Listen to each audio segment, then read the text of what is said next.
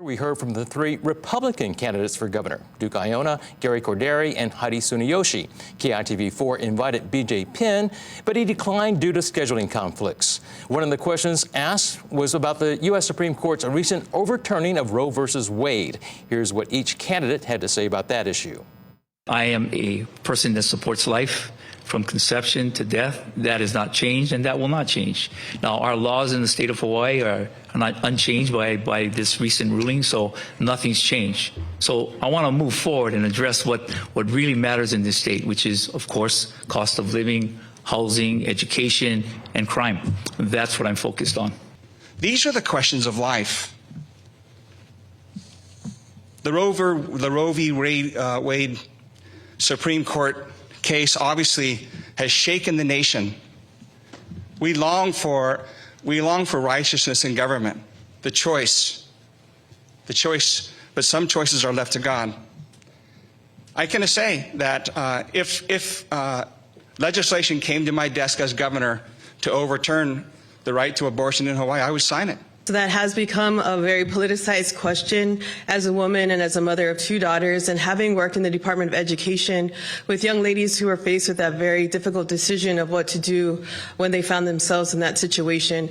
I have a different approach to the discussions around abortion, and that is that we have to be much more sensitive to those young ladies who find themselves in that situation. We have to have much more supports available to them when they find themselves in that situation, and right now we have a lack in those counseling support services for those young ladies. Wonderful. The candidates also spoke about the controversial 30-meter telescope project to be built on Mauna Kea. Corderi believes the government needs to reconcile with the Native Hawaiian people who are against the project. Tsuneyoshi believes the issue needs to go back to square one, including the public hearings process. And Iona says if the government and the people can come to an agreement, then TMT should be built.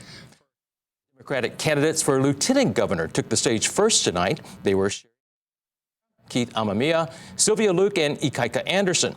The most emotional exchange came when Amemiya questioned McNamara's stance on several issues. Ms. McNamara, you've been at the Chamber of Commerce for the last 16 years, and until you decided to run for lieutenant governor last year, you've consistently opposed increasing minimum wage, you've consistently opposed family leave benefits, and you've consistently opposed the shutting down of Red Hill. If elected lieutenant governor, how can working families across the state trust that you're going to act in their best interest and not that of big business? Well, Keith, I think we've gone over this in many forums, so let me clarify. One, you've mentioned that you are the only executive amongst the four of us.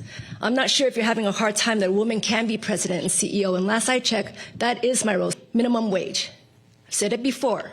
We supported minimum wage. In fact, under my leadership, for the first time, we did support minimum wage increases in 2022, 2020, and back when it went up to 1010, we did not oppose the final increase.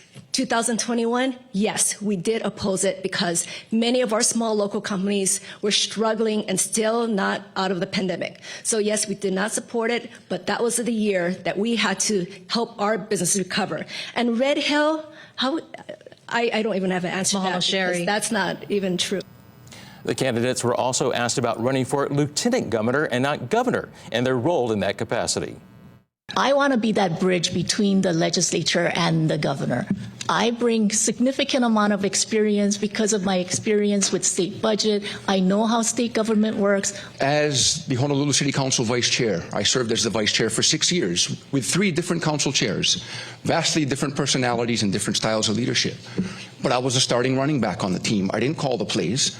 I worked with the council chair to advocate and move forward the council's policies. I feel the lieutenant governor can serve as that bridge between the communities and government because that hasn't been done enough.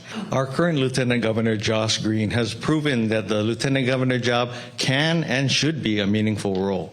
Our state is facing so many problems, too many for one person such as the governor to attack and address. For the most part, all the candidates agree the state should diversify its economy with more emphasis on agriculture.